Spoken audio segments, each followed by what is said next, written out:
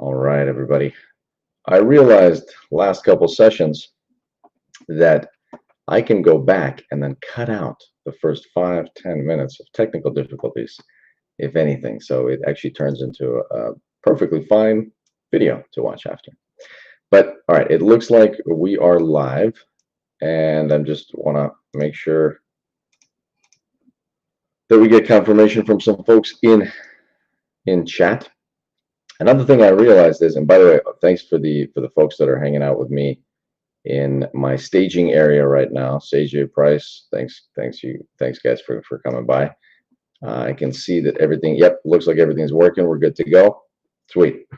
All right, welcome everybody. Thanks for being with us today. We're going to do another session here today. I wanted to talk about mock interviews, or rather PM interviews. And I want to see if we can get some viewers to come on board, and I'll ask them some questions. They'll answer it, and I'm going to get in there with some comments, suggestions, feedback, and all that. And we'll try to do it in a more rapid fire format. But we'll see. Of course, we'll see how it goes, and of course, I'll take other questions as they come up. So give me just a minute here to get my other tabs ready to go.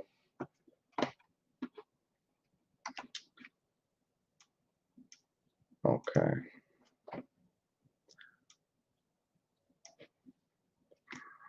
All right. And I actually do mock interviews for folks when I have time. I actually do these sessions, and from there I've done so many of these, and I have like documented with basically 400 pages of all the notes from all the interviews that I've done. And so I'm going to actually pull that up right now so I can get some of my favorite questions. And then we can also take questions from the audience if folks have questions that they want to see asked. We can go through those. All right, everybody. So welcome to the show. My name is Alex.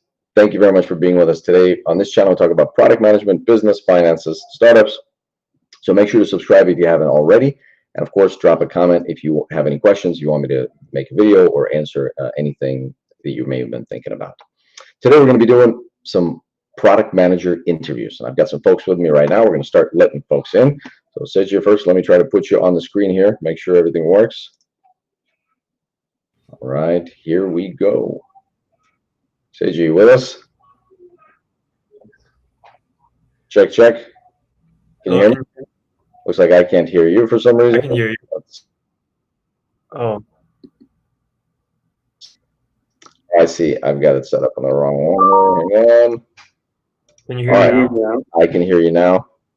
Awesome. And it looks like we're set. Welcome to the show. Thank you very much for being with us. No, thanks for having me. I really enjoy your content. How we contributed maybe Awesome. 50 views. Yes, thank you very much. Now, glad to see you here, and I know you messaged immediately to get on here, and we definitely want to see if we can get you in here. So tell me first, before we get started, just give me a few minutes of introduction, like what your background is and what you're looking to get out of the meeting. Yeah, so I came to the States maybe 8 years ago from Kyrgyzstan, and I studied mechanical engineering as my undergraduate. And after that, I joined as a mechanical engineer in an automotive industry. And I started working, I got interested in product development. So I started a part-time master's in product design and manufacturing. And as I'm doing that last year of July, I got into product management title. So with that, I also started a second master's in computer science, and that sparked my interest in software products. Wow. So I am really looking forward getting more involved in software products. Right now, I'm really involved with physical products, but maybe see if I can transfer my skills from my past and current experience to a startup tech industry. Yeah, that's awesome. So first of all, that's great background. It sounds like you're a very hard worker. You're working a lot of stuff. That's very inspiring, to be honest with you. So congratulations. Keep on doing that. I would say right off the bat that I think you can definitely transfer your hardware product management experience to software. It's a little bit more difficult to go the other way. And I have questions about like what's the difference between hardware product management, software product management. You can make these adjustments when you're going from like more fixed, when you're working with real world stuff. There's just a lot more sort of restrictions and requirements and discipline, I think. And with software, we just have to, we have this very, very agile point of view, and agile doesn't really work in hardware product management or product development, as you can imagine. You could probably, you know, I don't have a lot of experience in hardware stuff, but I can tell you that it's definitely very different from software. So it tends to be just a lot more fluid, and in general, you know, everything's code. So theoretically, you can always fix it. You can make changes. You can kind of adapt your product. And with hardware, of course, it's basically it's very difficult. You can still pivot, but it's very, very difficult to do that. There's production costs. There's setup costs. There's just a lot of realities there.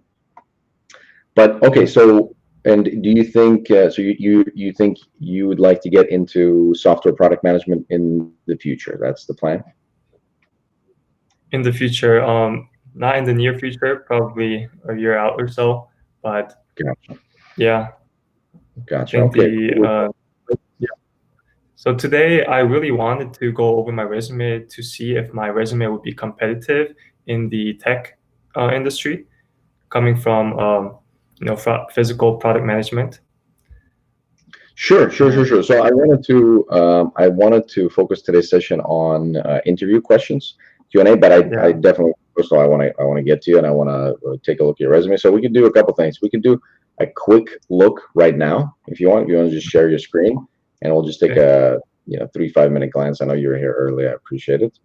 And so we'll try to take a look at that. So just share that. I'll put it up on screen. If you can zoom in also on the resume a little bit, and I will show it in the screen. And then we'll take a look. All right, awesome, great. So let's take a quick glance here. All right, so you got education up top. Master's, that's a lot of masters, as I said. That's pretty impressive. Makes sense. Now skills, I would say I don't necessarily recommend putting skills up top, because you basically, that's your focal area. So that's the place where you're getting kind of the most attention, and you're kind of wasting valuable real estate. That's in my perspective. Got it. So unless you really are trying to like demonstrate those skills in that skill set, I would put them more toward the bottom and like go straight to your experience. Okay. You speak Russian. I do too. That's pretty awesome. Cool. I'm not fluent, but I can converse. That's great. That's awesome. All right, let's take a look at the experience. You want to actually scroll down just a little bit so I can see, starting from Inintech Core Product Manager. Okay, develop 3 out of 12 product strategies, vision. Okay, so that's not specific enough, because first of all, strategies, visions, roadmaps, all these things, they're different things. And so, and the fact that you developed and drove it, 3 out of 12, it basically doesn't tell me much. It tells me that you are somewhat involved in the business, but I don't know what you actually did. And most importantly, as I always say, what was the actual result of that? So you did something. What was the result? Did you develop the strategy so that you started, there's a new product line that started as a result of that, or what happened? So in general, you also want to lead with the most impactful thing up top. So like, that's why I say put the skills down at the bottom, and experience, you want to lead with the most powerful, impactful statement up front, so that people that don't know you, obviously majority won't know you, will have a reason to keep reading. Because remember, you're doing this resume. I just did a video, actually, it might be relevant, on top tips for college student for resume. And you want to tell a story, and you want to tell like the biggest impactful stuff right away, and you want to make it so that after a quick, just a scan of the resume, there's 3-4 things that the reader can take away from you. And so you really want to get rid of basically fluff. Having said that, you got in here lead and collaborate, multiple cross-functional. That's great, but again, it should have led to something. So this cross-functional collaboration is always awesome, but it's got to lead to something and have some sort of result. And then you've got now we're finally starting to see some dollars in here. Revenue generation opportunities, restructured product strategy development led to 4x. So this is already more interesting. I do wonder how exactly, like what were the revenue generation opportunities you identified? And also, how did you restructure these product strategies that led to this growth? If you can identify one aspect that you can quickly cover in that statement, that would be ideal. Okay. Now, the next one is more specific, right? You pitched to the CEO and led development with 4 million runway in sales. I don't exactly know what 4 million runway in sales. Does that mean like that's the 4 million is the opportunity? Maybe get a little more specific there, but I like that you pitched it to the CEO. You obviously got it approved and it led to some revenue. That's kind of the thing that you want to demonstrate there. Research and implement. Okay, so this is just a minor nit, as they say, but you see how you have everything in the past tense, but then you have research and implement is now you're in the present tense. So just pick a tense, either present or past, and stick with it, just for consistency's sake. In case, again, this is usually I say this is a nitpick, like a nit, a small minor detail, but the reality is that why give yourself a couple percentage point drop because you misspelled something or you used like different tenses for your line items. Increase by 15x, direct impact on cost of poor quality, $2 million a year. So get a little bit clearer, like that whole thing should be said in one line. If the point you're trying to make is that you made changes that resulted in savings of $2 million a year, that's pretty strong and you want to demonstrate that. So you want to make sure that comes through. Right, that like there's poor quality, here's what I did, innovative materials, that sounds good, and then cut costs by 2 million. Sounds good? Yeah. All right, great. Let's go up top a little bit more. Engineering team lead. If you can just scroll down a little bit. Great, right there is good. Launch your multiple machines worth 750,000. Again, that's it's almost there. That's interesting. You launched some stuff. That's great. What does that mean worth 750,000? Was that development effort? If so, that's okay. Like you got approved of this much development effort. That's great. But I just is a little bit unclear. But I definitely like the the self-starting you're showing there, the fact that you're part of an engineering team, the fact that you led the creation of these developments, or you maybe pitched their creation or whatever it is. Just get clear on what you're saying, and then say it. Standardization is great. Data collection is great, but why was that done? If you can come up with a why, a strong why, that's going to make it even better. And then we've got costs down by 37%, internal bad parts by 63% by prioritization. So cutting costs by 37% or 63% by prioritization and creating alignment, that I don't know how you do that. Like that just raises more questions. Think about how you can actually, whether there were some actions that you can talk about that led to this reduction, this big reduction in essentially defect. Maybe creating alignment between what and what. Maybe I'll believe it more if you can kind of get specific. So I understand, okay, there was a point of misalignment and now you get alignment. All right, I think we got a lot of stuff in here already. Actually, I think you definitely have a strong sort of base for a resume. I think you can make this into a really good resume.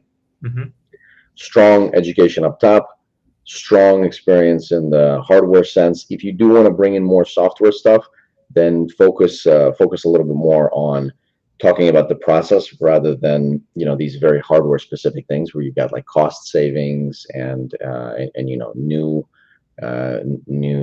production techniques or whatever it is. Like focus more on the actual production process where there might have been collaboration, there might have been some products that you launched, or like internal products or sort of intermediate products that led to the creation of something else eventually, but you can focus on that aspect as well. And then redo this and focus on the impact. Make sure you get rid of the stuff that doesn't tell a powerful story. And then watch the video that I did on the top tips for college students for PM. Make sure when you read it, 3 or 4 things jump out at you that are exciting enough where if you put yourself in the shoes of a hiring manager, you'd want to speak with this candidate, right? That's what you're trying to go for ultimately. Again, you're not trying to get the job with this resume. You're trying to just get the call back. Yeah. Make sense? Yeah. Okay, any other questions? So before we go, unless you want to also do an interview question for us, you want to answer an interview question for us. Oh, Maybe next time. maybe next time. Yes. All right, awesome. Thank you very much for stopping by. I appreciate it. Thank you, Keep Alex. me updated. Yep. Thanks a lot. Take care. Bye-bye. Bye. Price, you ready to go? All right, excellent. Meanwhile, I just want to say hello to all the folks that are joining us. Thank you very much for coming. Today, we are going to focus on interview questions, product management interview questions, and also questions that you may have for me. And then if there's requests, we could do resume reviews, like Seiji just came and asked for resume review. So we took a quick look at that because I know folks always want to see that. So if you want to see that, let me know. If you don't have a link to actually join me here live to chat with me, then let me know in the comments, and we'll make sure to get you a link so you can join me. All right. Having said that, let me invite Price here. Hello. Price, welcome aboard.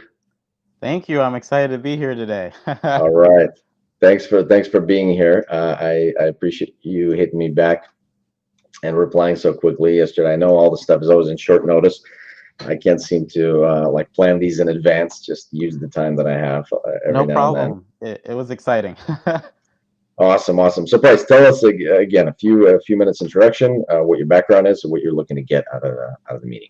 Awesome. So I'm Price. I'm a rising junior at Washington University in St. Louis, and I started out my first year sort of trying to get more engaged in like entrepreneurship, startup culture in St. Louis, and through that I was kind of introduced to product, and it seems like an amazing way to like engage like the entrepreneurial thought process in a corporate setting. And so it's something I'm really interested in pursuing. And right now I am trying to just get as prepared as I can for some of these upcoming APM internship interviews. So I'm excited to kind of flex those, to flex those muscles with you. For sure. Yeah, that's interviews are like an entirely different beast almost. It definitely helps to have work experience and kind of your own business or really anything you have around building product, but also just doing a lot of interviews and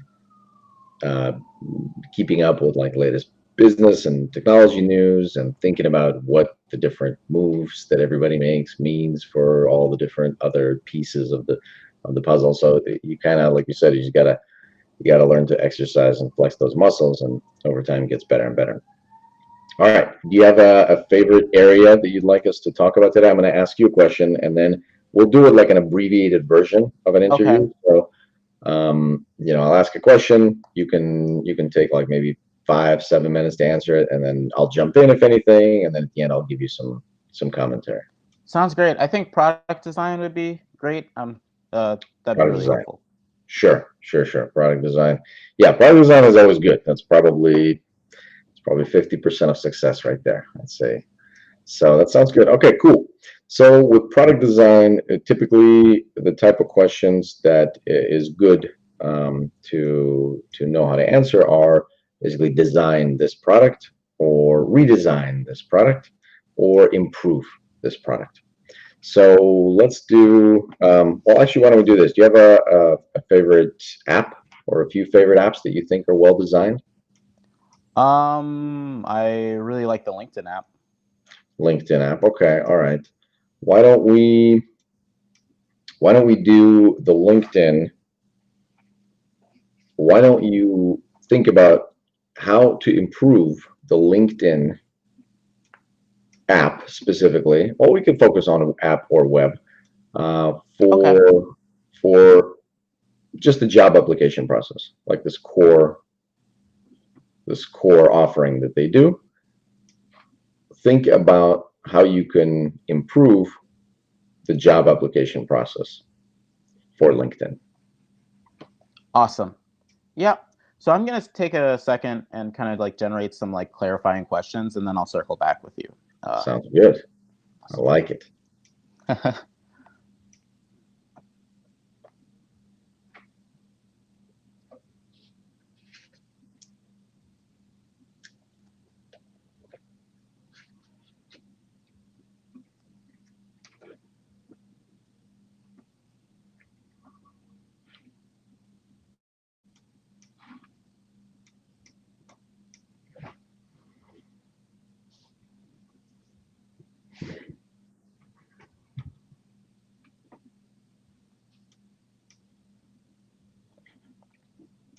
Meanwhile, folks, if you will have specific questions or areas that you'd like to see explored in these questions, let me know in the comments or shoot me an email, whatever's easier.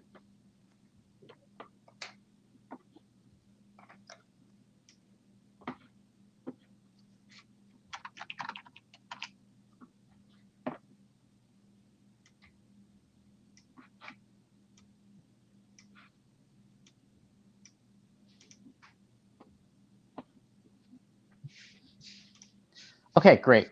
So I have some thoughts or just some clarifying questions that I'd like to ask you.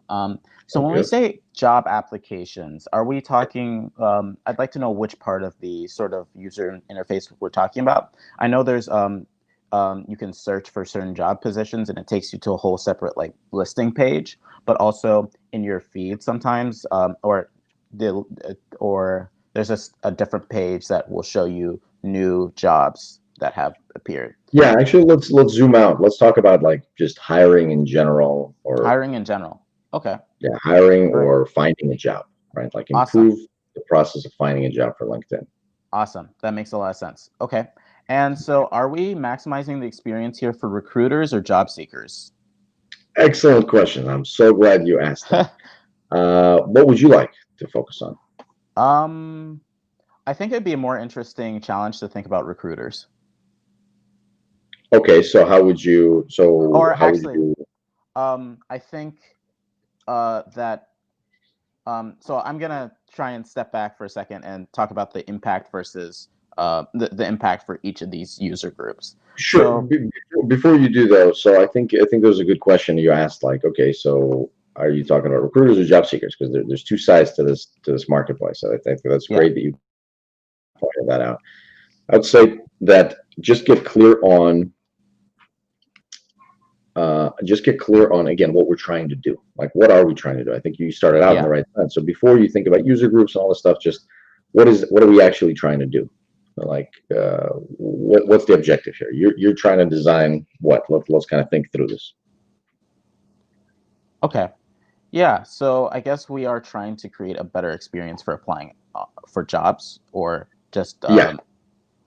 yeah.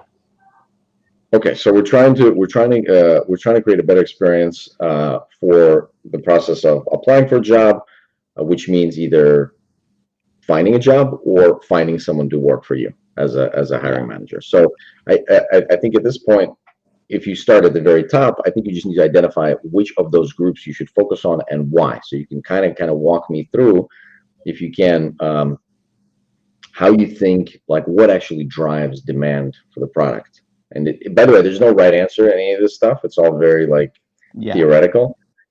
So you're thinking about it like for, at the moment. So I would say, is it demand driven? Is it supply driven? Like, what do you want to start from? Do you want to start from, okay, the hiring manager has a need to find workers, or do you want to start from the place, okay, all the people have a need to find a job? Is there a place that you think is reasonable to start from, so that when I ask you, okay, so, and by the way, that's going to happen a lot of the time, is when you ask a question, it's going to be faced back to you. Okay, so what would you choose and why?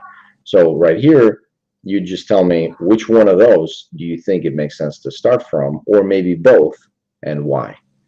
And just use whatever logic you've got, and if not, we can kind of work through it together.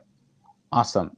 So I'm leaning towards recruiters, and I'm leaning towards recruiters because they're sort of upstream.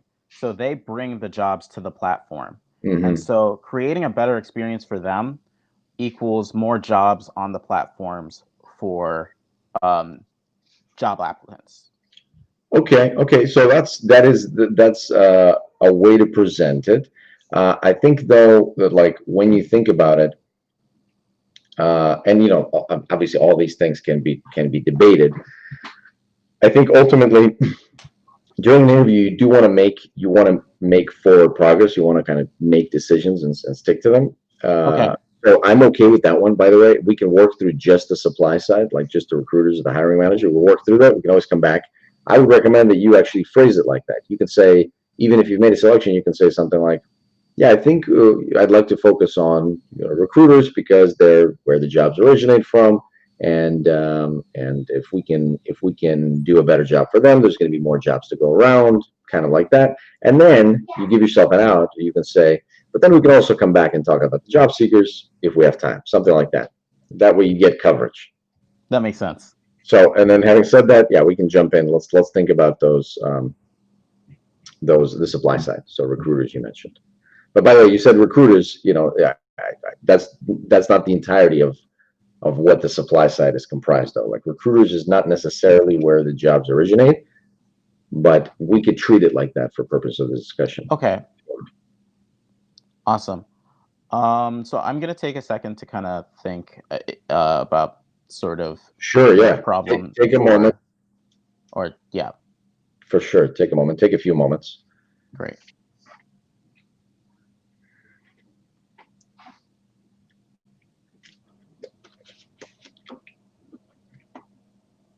Price, I don't want to break your concentration. I'm just going to answer some questions. So, Sidja asked any books you recommend to prepare for PM interviews. There are a few good books that I recommend. Cracking the PM interviews, pretty solid. If you're talking about, again, tech PM interviews. And really, there's a lot of content online where there's a lot of systems and processes and sample questions. But the best thing I usually recommend to do is actually get in there and just try to do some of these mock interviews, like Price is bravely doing in front of all of you right now, or like with your friends, or with if you joined a community like Product Buds. I'm sure there's folks there that will do sessions with you. Alex, can I ask you a question? Yeah, of course. So a lot of these products, they're kind of like, well, in a lot of ways, they're perfect.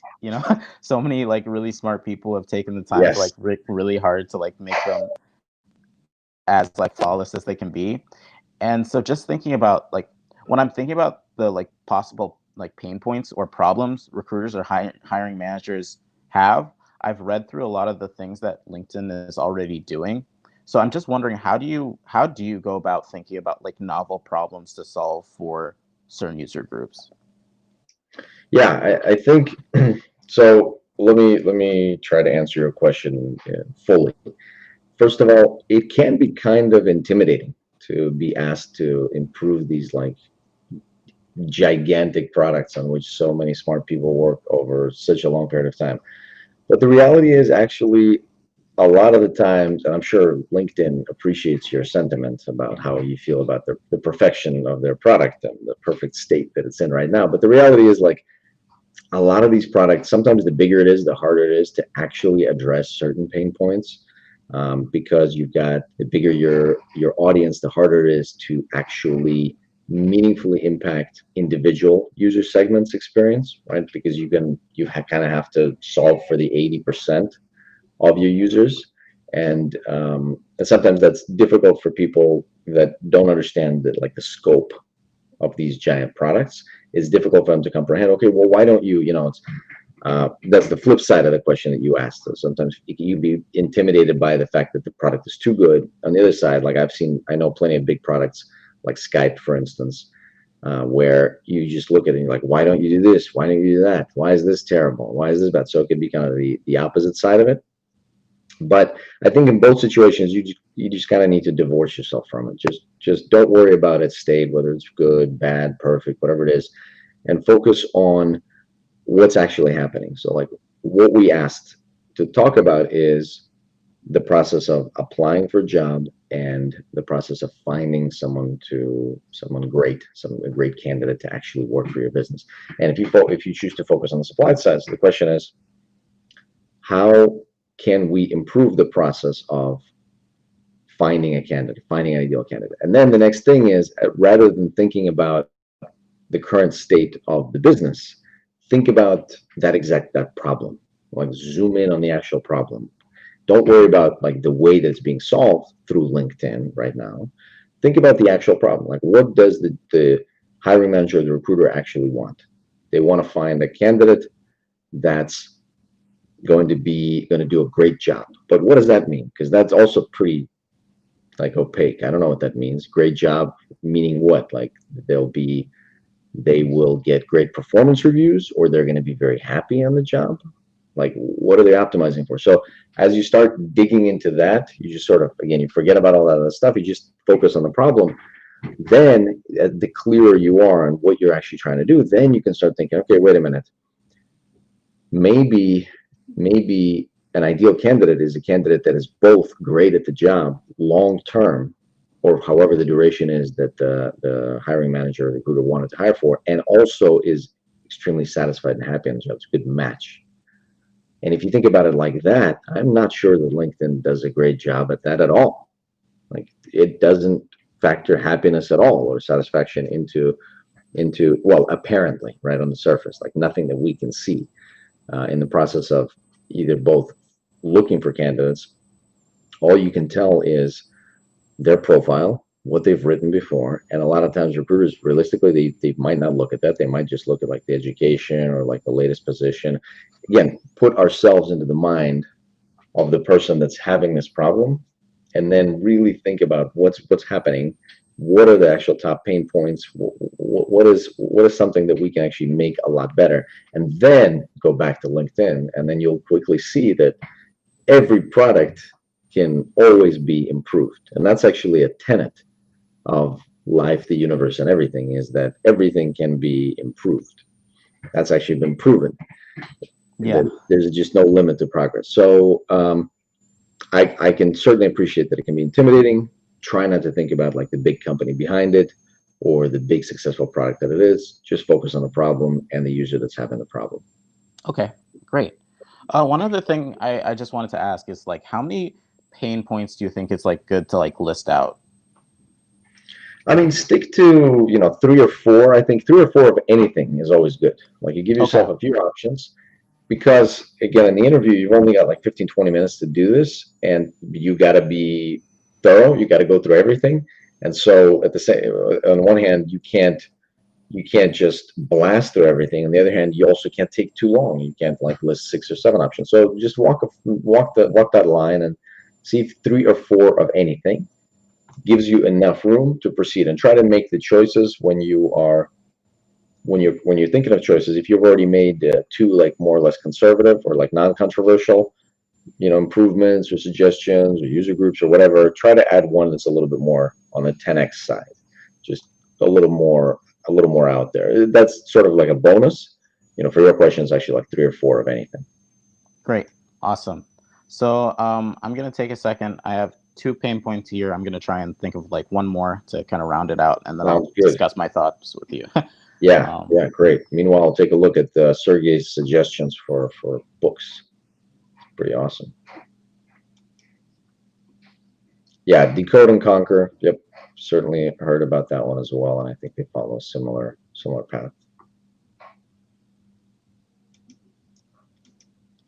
This one's pretty great. I haven't actually seen that one, but I'd love to get my hands on it also, just to see what are the different questions that are being asked. Thanks, Sergey. Yeah, those are all solid books. I start from any one of them and kind of go deep from there.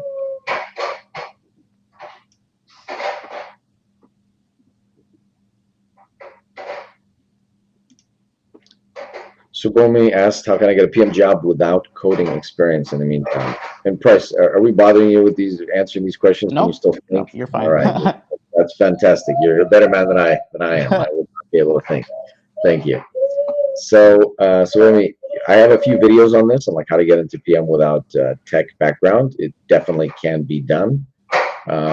Focus more on the assets that you do have as opposed to the stuff that you don't have. Coding, product managers are not going to be coding, engineers are going to be coding. And so I think it's important for you to understand certain technical skills and understand the concept of how programming works, and how computers work and how computer systems work and how they're built. And so you should definitely like learn up on that, but you don't have to learn how to code. Okay, great. So I think I have some pain points I'd like to discuss. Great. Awesome. Let's do it. So I think first and foremost, I'd like to talk about the amount of work recruiters have to do. I know they're dealing with maybe thousands and thousands of applications and having to go through all this information, and that can get taxing. Second, I'd like to talk about finding candidates that are actually interested in the job and not just spraying and praying, Hmm. applying. And then last and but not least, finding kind of diamond in the rough candidates. There's so many talented people out there who may not have the same pedigree as others, but will work harder and have so many more skills than some people who may have a higher pedigree, may have worked at Facebook, but or like Google. But Sure. there are people who have worked hard to build up these skills that are harder working than some of these people with the higher so and so so-called pedigree. Yeah, so I'm gonna take a second to kind of discuss like the impact versus effort, the impact of each of these problems, and then I'll kind of circle back with you. Sounds good. Sounds like a plan. Yep, let's do it. What do you think of? Am I sort of heading in a good direction? Any thoughts with these sort of? Yeah. So let's think about it. So and it actually ends up being that my like analysis is the longest thing about this process, but hopefully folks are going to find this thought process useful.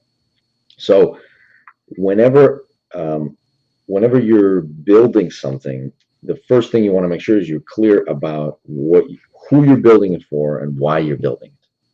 And so as long as you're clear on that, you didn't necessarily specify. You specified that I like your pain points; they're great, and I think it's great to kind of choose one and then kind of continue from there. But and you also said why you want to focus on the recruiters, but you didn't necessarily talk about what LinkedIn is, and and you didn't really clearly say, okay, what exactly are recruiters or hiring managers looking to solve? Like, what's their actual problem? Like, I kind of alluded to it, but I don't know if you agree with that. Like the whole happiness bit and a good match. Like, if you do agree with it, it's fine. We'll take that. But if you have some other thoughts, you definitely want to make sure to put them out there so that we understand why we're doing this and what we're actually doing. Yeah. And then it segues into the pain points. That makes sense. I'm just a little confused about how to like weave that part in of explaining like what is LinkedIn and like who are the higher managers. Sure. Is that just something Yeah. Okay. Yeah, I think just calling things as they are. So basically, I would even say like, all right, so first, before I design anything, I want to make sure I understand what we're actually doing, what problem we're solving, and what's actually happening. So I'll take a moment and understand what is the actual problem that's being solved here. And if we're focusing on the job seeker or on the employers, their problem is finding a great match, a great candidate, maybe quickly, maybe affordably. Those are kind of details of it. But the point is, they have a need. They are looking for people. They have budget, and they want someone to join their team that will do a great job and will be a great fit.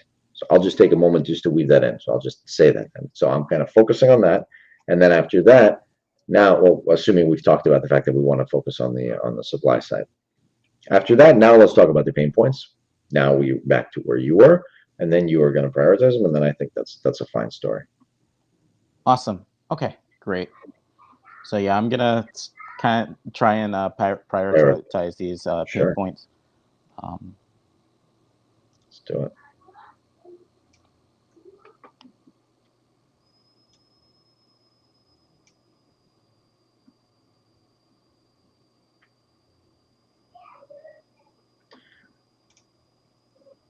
Justin asks, in case we get asked a question about redesigning a product, to what extent is our inventiveness critical to perform well during the interview?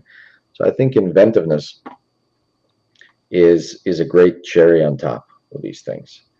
If you got to do a great job in general with the structure, and again, making sure you have reasoning, you know what you're building, why you're building, for who, and all this stuff. And then if you've done all that, but then you've also added this creativity aspect to it, you've looked at a 10x opportunity, or that's why I said, if you've got a few relatively conservative options, you can put one more creative one in there. Then I think it could just be that much better. So I think you can still have a fine interview experience. It doesn't necessarily doom it, but at the same time, it also depends like where you're interviewing. The bigger the tech company, the more they're going to need those creative solutions, and the more premium is going to be on that aspect.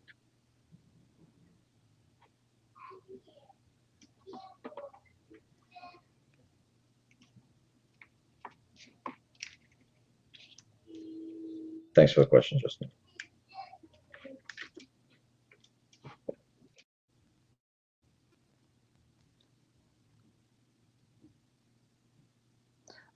Okay, so kind of well, Alex, I'm just gonna, as an aside, say that I'm kind of scratching out the last pain point that I made, because I feel like that has less of our sort of solving the problem of recruiters, um, helping recruiters find better, like connecting recruiters with candidates who are a better fit for the company. So I'm going to scratch that last pain point, and I'm just going to focus on the sort of finding rock stars that may not have the resume bullets, and finding candidates who are actually interested in the job. And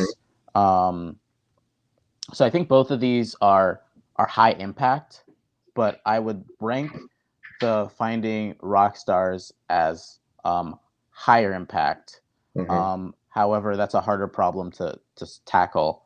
And the finding candidates who are actually interested, that's still a hard problem to solve. But I think that's less, that's easier to tackle than the finding rock stars. But I think the impact that finding more talented people would have on a company's bottom line is much more impactful than the second solution. So I'm going to go with the helping recruiters find diamonds in the rough. Okay, sure. I like that. Great. So I'm going to take a second to think of some solutions, and then I will circle back with you. Sure. So if we're thinking, well, let's go ahead. Give me your solutions. Think there's some solutions, and then we'll go back and talk about this other thing. I was just okay. I was just gonna take a second to like try and write this down. Go ahead. Okay, great.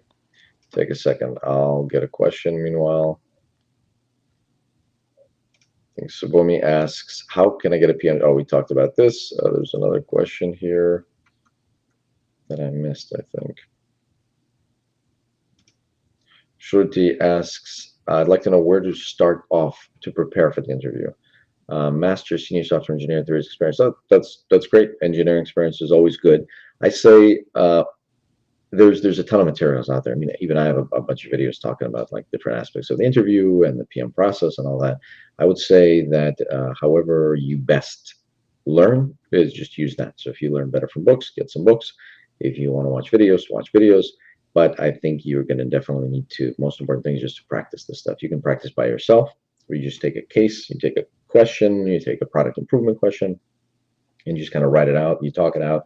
You can record yourself, or you can do it with a friend or someone that is interested in kind of learning the same process. But I think those sessions really are invaluable, where you can kind of, and by the way, you can also take turns where you ask the questions, and then you can kind of get a feeling of how do people answer the questions, and then you think a little bit differently when you're hearing it spoken as opposed to when you're trying to work through the problem yourself. So I definitely take the time to practice those.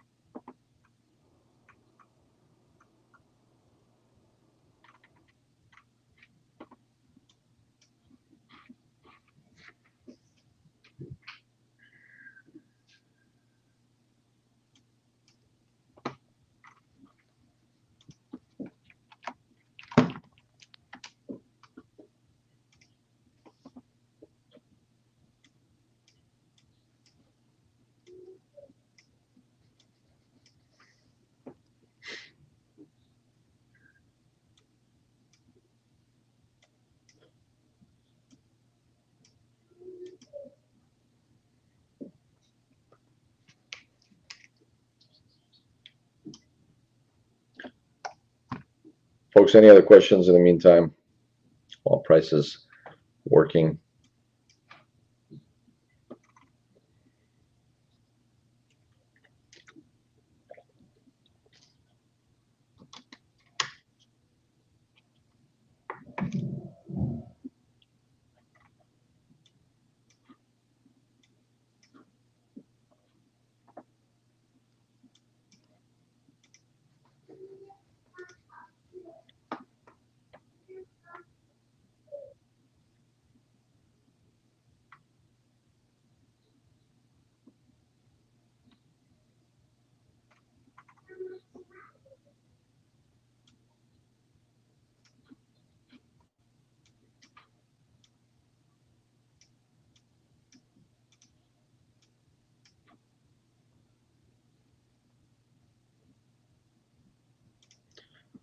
Shruti, thanks for your question. So coming from software background, master's in software engineering, I think is necessary to have certification of the master's in product management.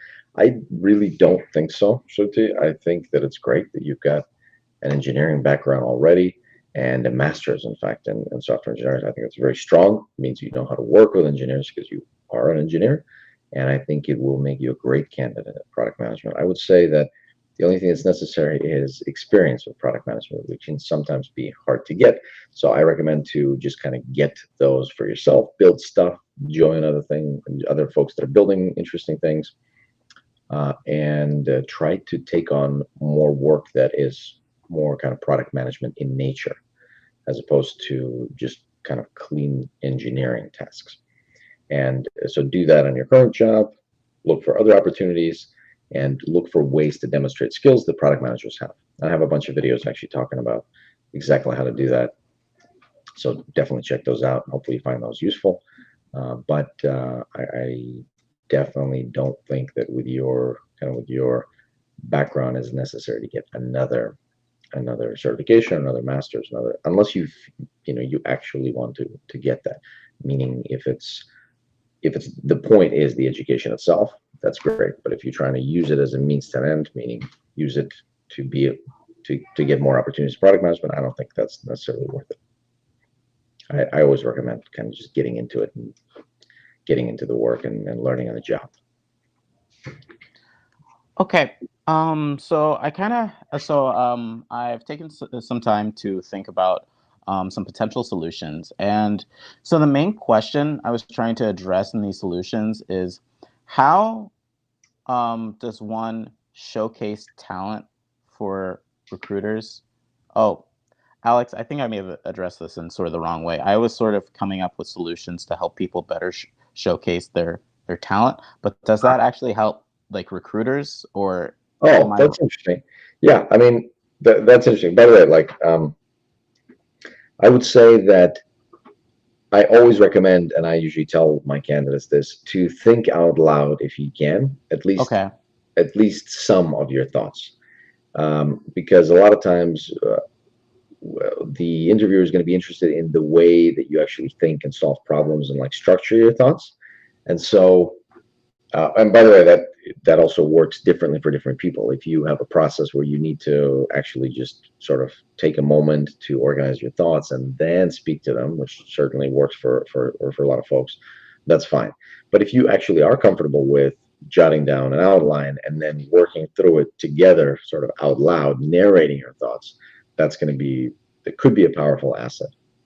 So for instance, in this situation, you wanted to focus on helping actual LinkedIn users, so potential candidates, developing a sort of a feature for them or allowing them to do something so that it would actually help recruiters. So just make sure there's a link there and the link makes sense to you. I think that's fine, right? It's a marketplace business. That's okay for that to be the case.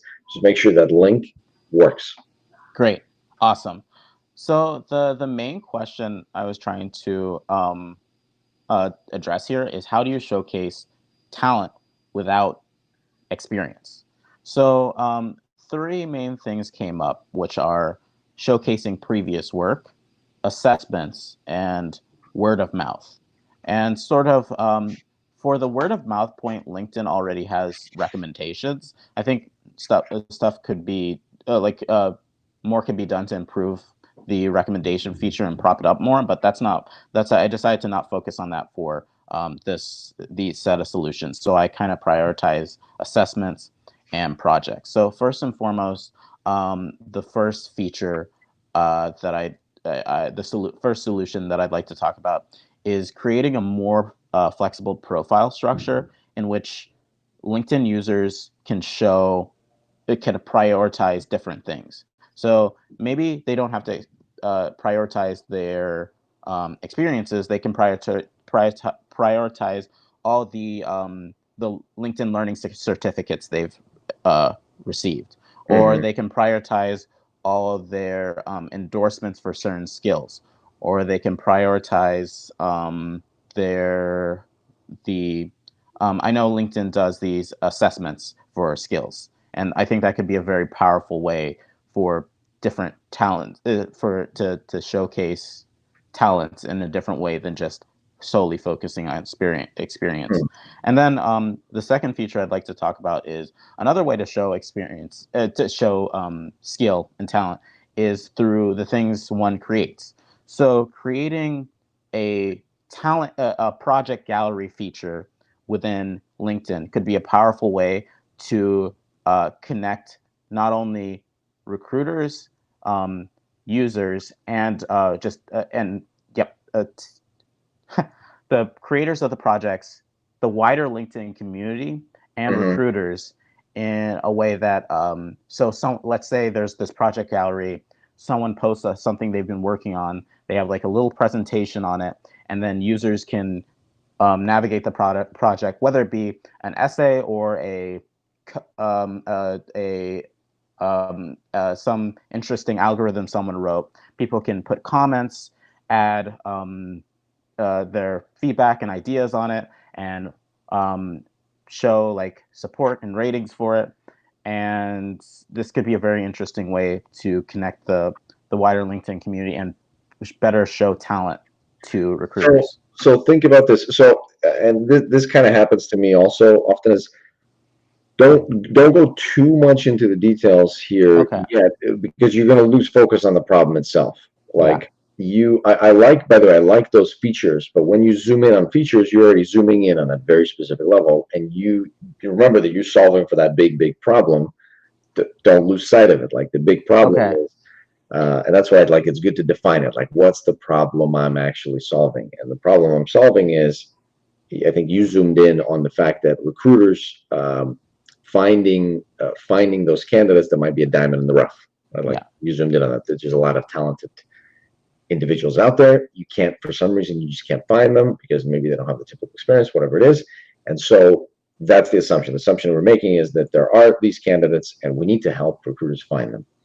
And so when you start talking about the specifics of this feature that you want to design, you can lose track a little bit of it. But it is fine to do. But once you've chosen your kind of path, you understand your users, you understand what's the goal that you've set for this, and then you can talk about, okay, so this is the thing that I want to do. Now we can start building it like little feature by feature. You just make sure you're there. Awesome. May I ask kind of like what you would have said for these like two solutions, how you would have like kind of phrased them before going more into detail? Sure. So let's bring it up top. So I remember you said previous work, word of mouth, and recommendation. Yeah. And so what do you have after that?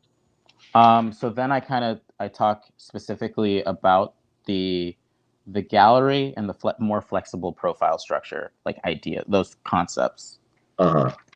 And so you're saying, and by the way, isn't it interesting that your features end up being user features, like on the demand side? Yeah. So that kind of, that makes me think, at least, like it's all very much interconnected. That's marketplace business, got demand and supply. And so you're talking about improving features for the demand side that actually improves the experience for the supply side. So it's very much connected. And if you ever in situations where you made an assumption at the beginning, but then you discover something in the middle that kind of changes it a little bit, feel free to comment on it. Like no one's perfect. You're not expected to come up with this awesome, brilliant answer in 20 minutes that an army of LinkedIn product managers couldn't do in 4 years or whatever. So you can always just say, by the way, isn't it interesting that like we've discovered that actually a lot of these features could be demand and supply. So it seems like they're interwoven. So actually maybe like we should be optimizing for overall making matches between job seekers and employers, because ultimately then everybody wins. Then it's like we've connected supply and demand. And if we're doing that, then you can rank those solutions that you talked about based on what you think is going to be more impactful, and then choose one of those, and then you can dig into the actual details of it. Like, let me now build out these features. Let me tell you what it looks like, and let me tell you why it looks like it does, and where it lives, and what are the things that it could leverage. And then you go in like the actual details of designing, like what the user experience is like for both sides of that supply. And then you talk about metrics, but we're kind of getting ahead of ourselves here. So for now, I would say just pick one of these, previous work, word of mouth, recommendations, if they still make sense, and then give me the details of now how it would actually look designed. Now you can talk about the features. So I could just say that I'm so what would I actually say in that like sentence, that I'm trying to create a feature that helps showcase users' projects to recruiters? Is that what I would Yeah. say? So the project. So walk me through your thinking here. So the previous is this. Does it fit into the previous work bucket or recommendations bucket, or is this like a separate thing? Where does that live? So separate thing. So you know how well it's making me think a lot about how certain people have GitHubs that they showcase to recruiters. Hmm. Bringing a similar functionality like built into LinkedIn, where people can Hmm. showcase the projects they've worked on as like And tie it back to the problem. So once you showcase your problem, you showcase your projects, what's going to happen? um, so what I'm thinking is that once you show it to the community and people with high amounts of credibility are kind of Uh-huh. liking these projects and like sharing feedback and like lending their credibility to like this project, saying that I like it, that's like more credibility to the builder, the person who built this project, that But like just to recruiters understand can how it use to ties say that. it in.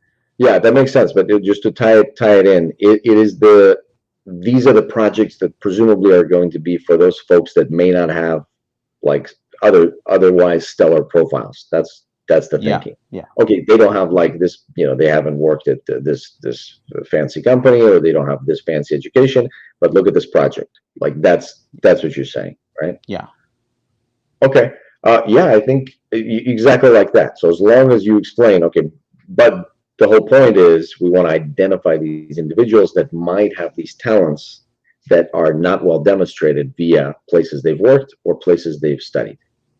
Yeah. And thinking about, okay, make sure that it makes sense, that the whole story makes sense. So those people, those users, your postulate is they are still special and they're very skilled at something. And so you're thinking, okay, they don't have a good educational background, they haven't worked at maybe recognizable places, but they've built stuff because they're talented. And so we want to allow them to showcase the stuff that they've built. Right? Yeah, exactly. Okay, that makes sense. That makes sense for sure. But then now, once you get into it, you say, okay, so now we want to show what they built. Now, when you get specific about it, then you're going to have to think through how that's actually different from what you can do at LinkedIn now. Like you got to think Okay. through what are these types of projects that you would demonstrate. I think GitHub is a good um, example, but like give me some categories of things that you could put on there that you would get also, you get engagement from other people on the platform as well, like other folks who find it interesting. So yeah, definitely. I'm thinking sort of like, um, so there's like sort of code, of course, that you could put, and you could show like a demonstrate, like you could put like a link to the repo, and then like a short video on maybe how it works, or a demonstration, and then next, maybe sort of, I know designers work on a lot of interesting like wireframes and mock-ups that they Mhm. could possibly showcase on a feature like this. And then next, uh, um, I don't know if I have the correct words for it, but I know that people who work in more business-oriented roles work on a lot of case documents, and maybe Mhm. if they were like worked on like a case document for just like a fun side project, they could showcase that. Yeah, I think those are fine. Does Those are good I categories. That makes sense. And then the point you're making Awesome. is, okay, so now we've got this place where you can demonstrate your projects, and then you've got to tie it back. How do recruiters see it in a special way? Or is it the fact that you expect the public, other users, to engage with it, and so it would be consumed elsewhere? And like, how does it actually lead to connecting more job seekers and employers? Awesome. Yep. Great. So I'm thinking. Walk me through that mental model. Can you repeat that?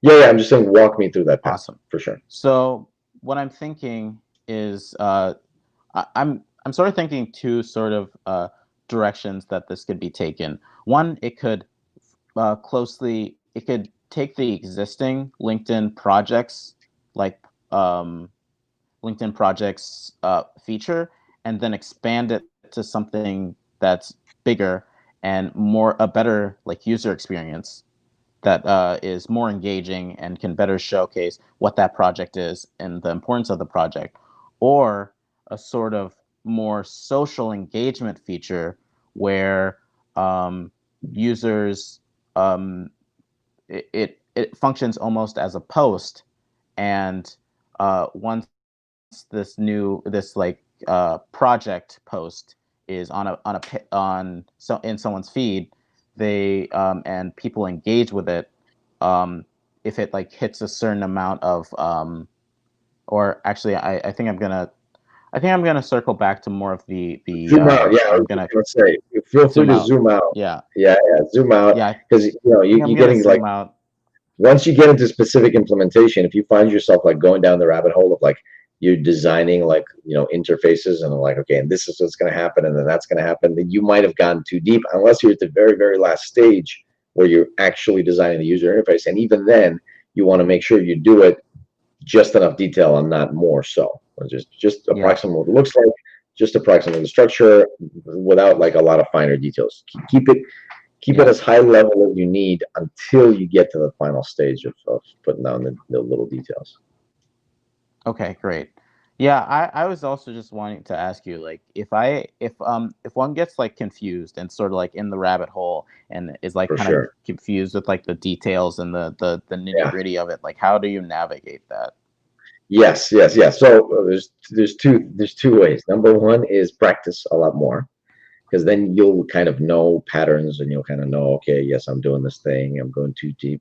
But that's one of the skills of product management. You got to look at different levels, right? You got to look at the very fine detail level, but you also got to look at the extremely zoomed out view, like why are we launching these general product lines, and how do big businesses compete, and like what are the broad user groups and all that stuff. But then why do we change this interface this way also? That's like all the way down. You got to be comfortable across all those levels, and you just get that by practice and by actually building stuff at different sort of fidelity levels. But then when you're actually in the moment, uh, just always remind yourself that you're not expected to have perfect answers for everything, and keep it conversational. Because if you keep it conversational, as opposed to like you thinking for a while, then you delivering a monologue. If you keep it more conversational, you keep me engaged. Is it like, does this make sense along the way? Or like, here's the direction I'm thinking. Do you want to go a different direction? Or like, what do you think about this? What do you think about that? Then you can always just say, you know what? I feel like I'm going down a rabbit hole here of too much details. Let me zoom out a little bit. That's totally fine to say. That makes sense. And then you give yourself some breathing room. And by the way, the other thing that you can do is always say, let me leave this, like I can jot it down and we can come back to it if we have time. That's the other thing. Like there's so many interesting paths you could go theoretically, and you can always just say, okay, well, this seems interesting, but it doesn't seem germane right now. Let me just jot it down. Maybe we'll come back to it if we have time. Yep, that makes sense. So don't worry. By the way, like you're doing a great job. Coming and just jumping into questions like improving LinkedIn. That's some pretty serious stuff. So don't worry. If it's not like as fluid as you want it to be. Plus, we're obviously we're dissecting it. It's very difficult to have a cohesive like actual interview when you're constantly dissecting every part of everything you're saying. So it's fine. Hopefully, some of the stuff is like. Is getting across, and then later on you can kind of digest it and hopefully make it your own. Yep. Thank you. Yeah, I'm taking notes here. So what you're saying. For sure. You're doing a good job. Yeah. I'm going to also say hello to Cyrus. Cyrus, thanks for stopping by. By the way, Cyrus says structure is key. For sure. That's the other thing is when you're preparing to answer, it's always good to say, here's how I'm thinking about it. And you just jot down a little structure. You'll see that in all the books that were recommended as well. and you say, here's the structure that I'm thinking of, and the next thing is you actually follow that structure. And Parker, what's up, Parker? Thanks for coming by. How do you select the PM on the other side? Parker, what do you mean? What do you mean? How do you select the PM on the other side? That's a very mysterious question. I want to know what that means. Be more specific. Okay, so Price, let's get back in just to finish our Great. thought here on the. You want to finish up the project theme, or how do you want to? Yeah, let's finish up the project theme. I think we were going in a good direction that I like a lot with trying to revamp the project section, the existing project section on LinkedIn, and yeah.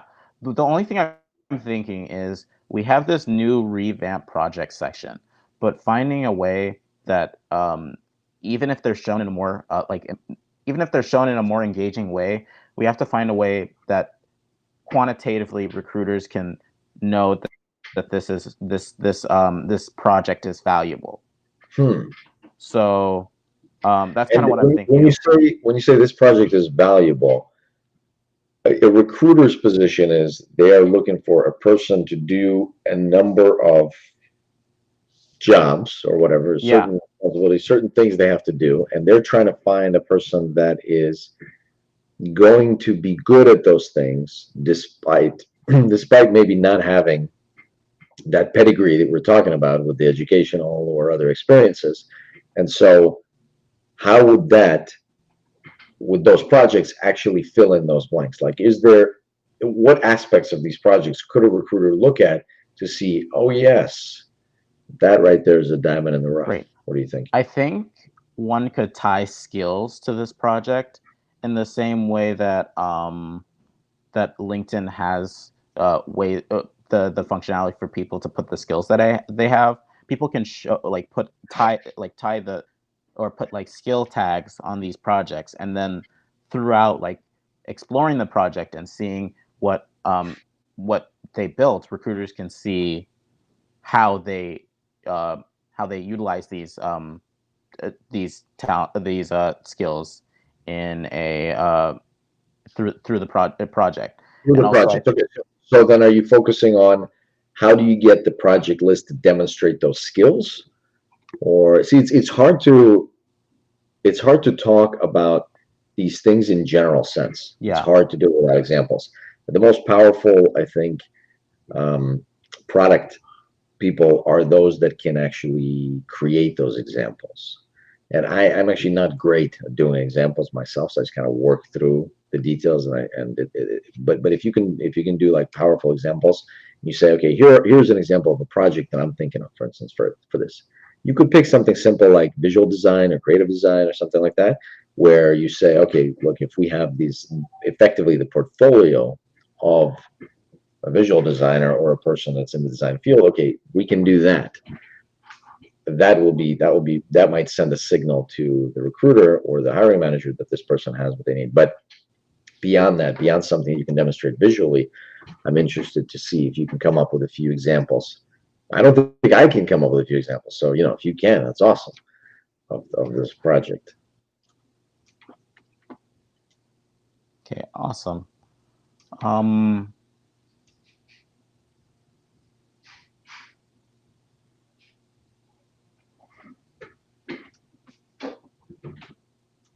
And when you face, sorry to interrupt your thinking there, but when you're faced with these type of questions, when you're kind of going down this path, it's to me like the visual designer aspect of this would be the easy, that's the easy win. That's a portfolio basically. I think that's a great idea. We can work with it. Great. And then you may want to, in this situation, you might have to brainstorm creative ideas quickly, which is always fun. And that's something you also need to practice for. I have also a separate video about maybe I didn't actually do this video, but I talked about it as how you can learn to come up with creative ideas quickly on the spot. So when you think about projects, you're trying to think about things that are the opposite of one another, things that are the extreme of itself. and you're trying to come up with variations, sort of like quick variations on a theme, combinations of different things. And that way you can kind of like force creativity. So in this situation, it might be like, okay, so you have visual components. So anything that's a visual medium, you try to think of a few things that are a visual medium.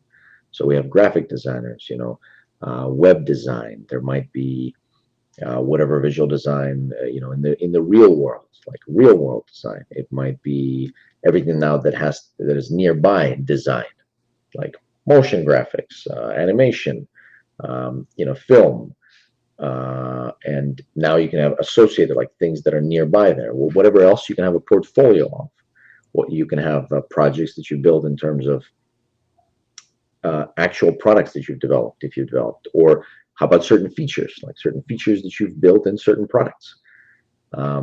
Because sometimes you can't identify like the product itself, but you can identify certain features or components. Maybe that would be interesting. So these are like different ways that you're trying to just generate different ideas and then see if you can combine them in interesting ways on the spot. And it takes a little bit of practice to get used to it. But and again, that's just something you just pick a random subject and you try to come up with 10 ideas for that particular subject. And as you practice that, you can get better and better. And I'm sorry I interrupted your thought process on like what other things we could actually demonstrate as projects. Alex,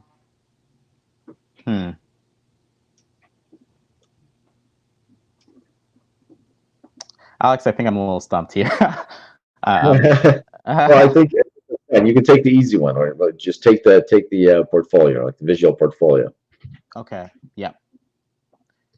And then tie it back to how, okay, having this visual portfolio, how would that make the recruiter's life easier? How would they be able to identify this user now? Now think through, what does that actually mean? Think through the user journey of the recruiter, and then think through the user journey of that visual designer creating that portfolio.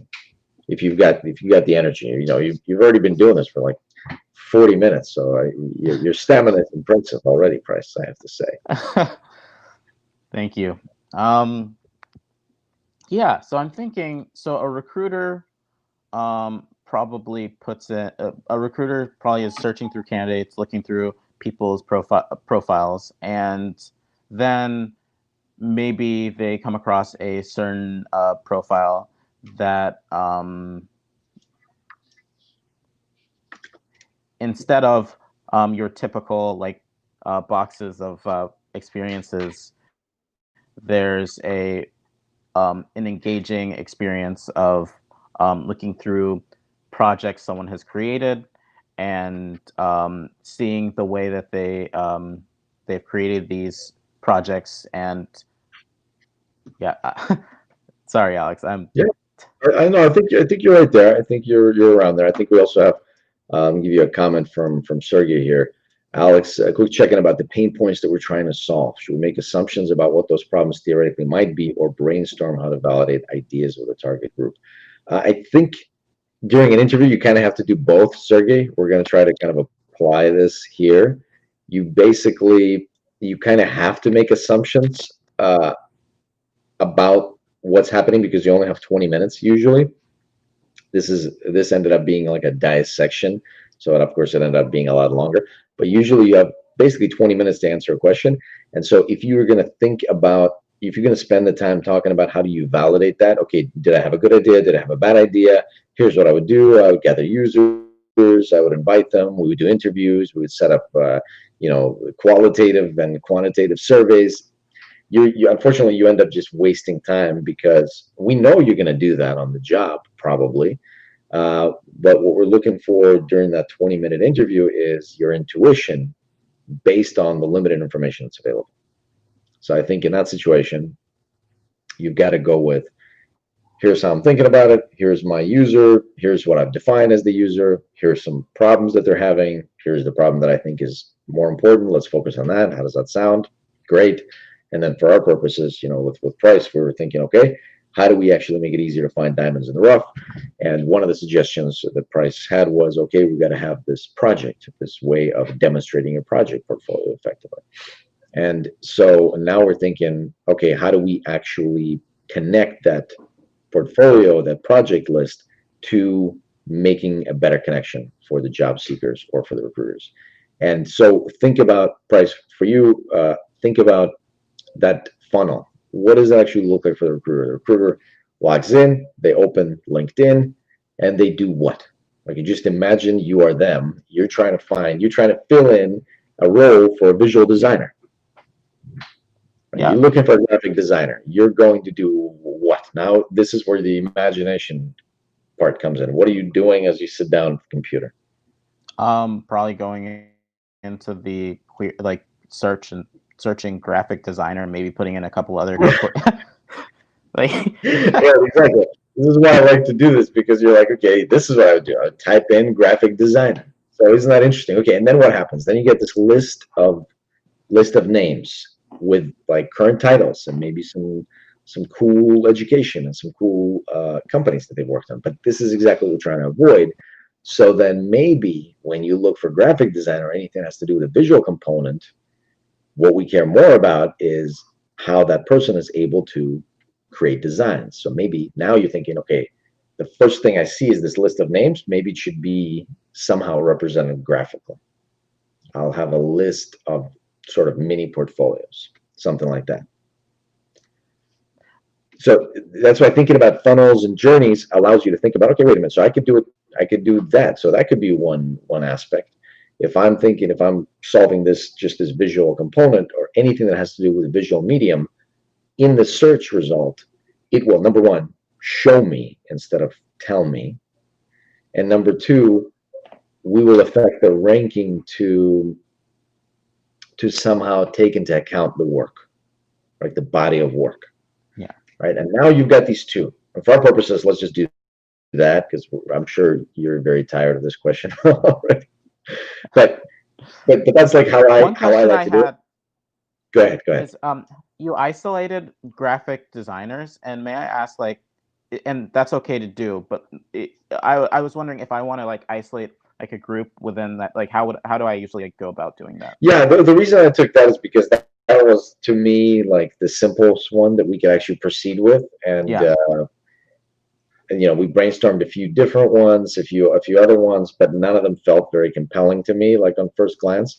And for the purposes of actually moving forward with this idea, I thought that we'd take this one because we've got a smaller group, smaller niche to focus on, but I think we could actually meaningfully impact their experience, because when you are hiring or looking for work in a visual medium that you're trying to, your primary work is creating visual artifacts, then it would make sense, number one, to present those artifacts and be sort of judged by those artifacts and perception of those artifacts.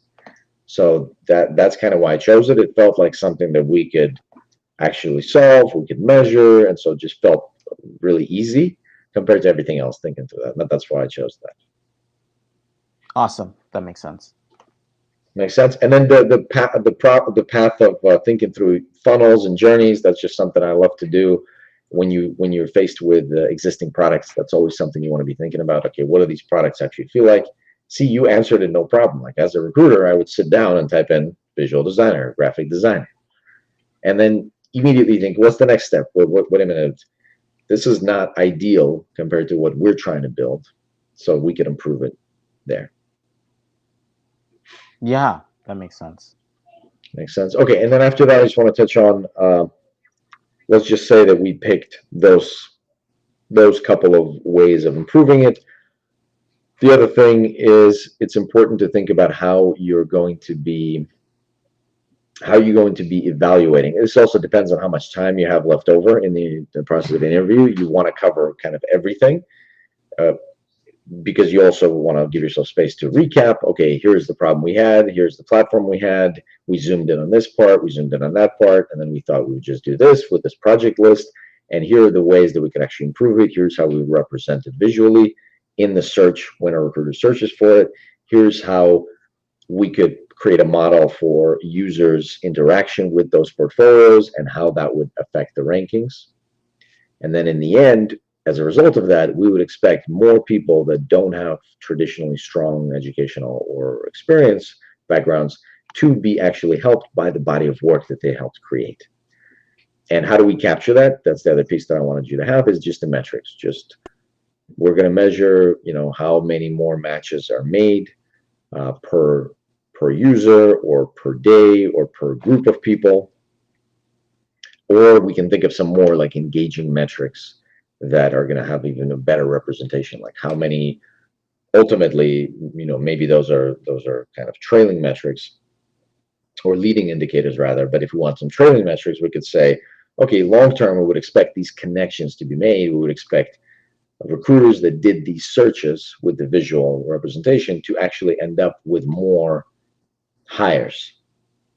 And how do we know hires? People switching their career title. Okay, now I work at this business. So we would think about it like 1, 2, 3, 4, 5 months down the line. We could think about that. I think about metrics is, again, it's just another like cherry on top. It just shows that you're thinking not just about like launching a thing, but landing a thing, landing a product. You want to not just create it and have it out there, but you want to know what's a measure of success. How are you going to know if it actually did a good job? So I just wanted to make sure to kind of get that in there. That makes sense. Awesome. Yep. Thank you so much. This was helpful. Bryce, you're very welcome.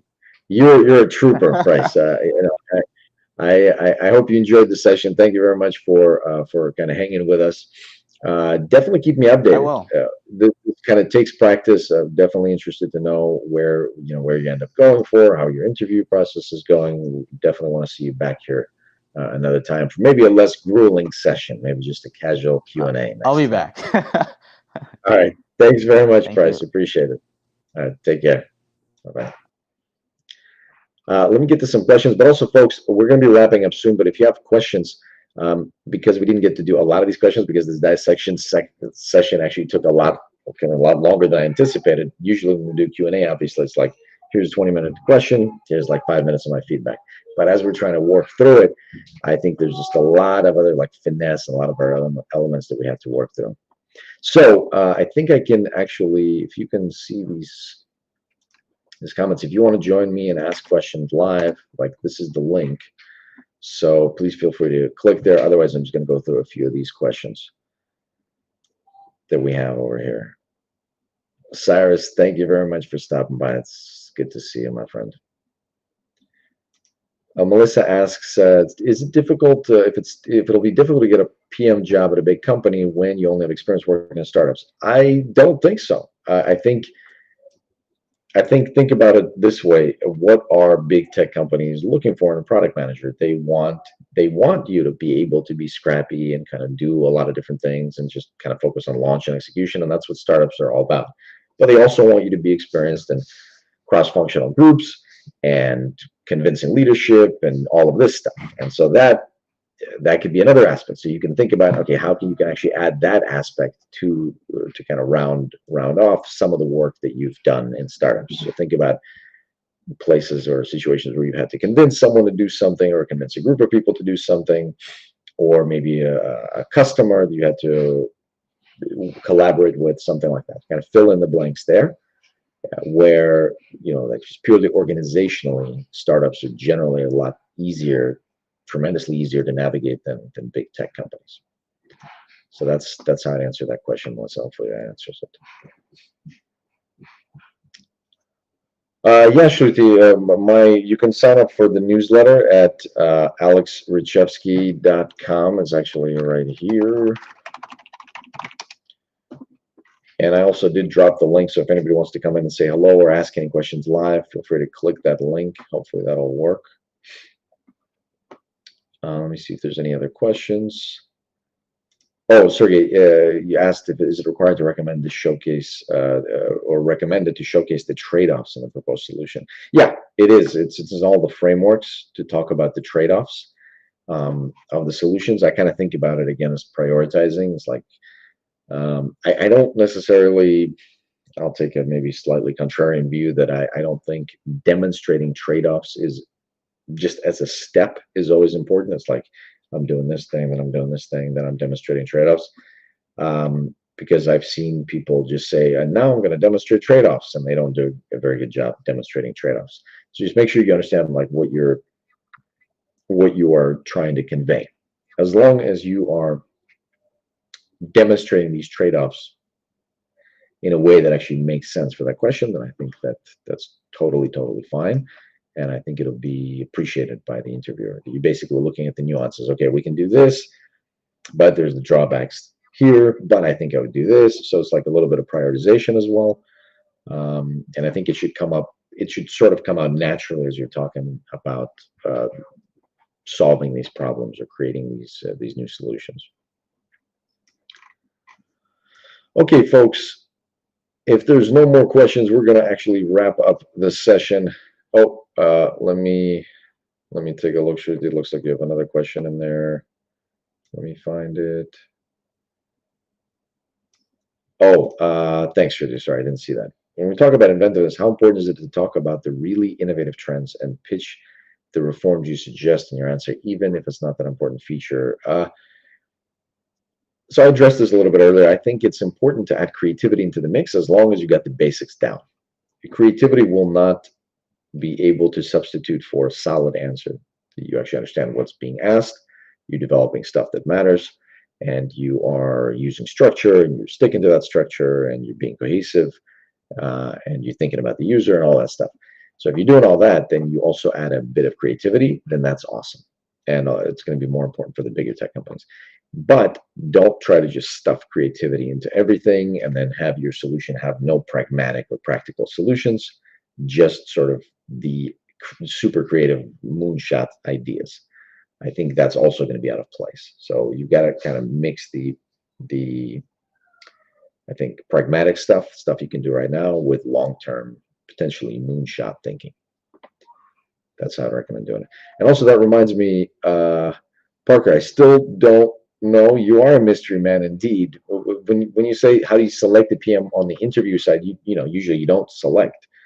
You just come in and you get whoever you get usually when you're interviewing. I mean, that's certainly been my experience. I don't know if you've had a different experience. Cyrus, thank you very much. And Sergey, thank you for being here. Melissa, thanks so much for stopping by. If you haven't subscribed, make sure to subscribe. And also, of course, let me know down in the comments if you have any other questions for things you want to see in future videos. And of course, subscribe to the newsletter at www.alexruchevsky.com, where I will send you updates when we're going to do these sessions. And I'll try to give a little more heads up than we did last time. Shruti asks, can we also provide technical details as we do in the system design project?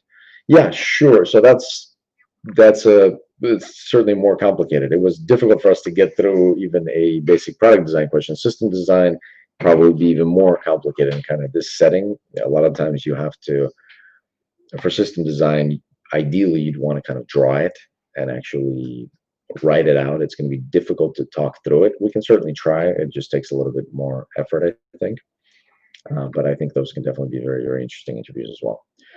All right, everyone. Thank you very much for being with us again. I appreciate it.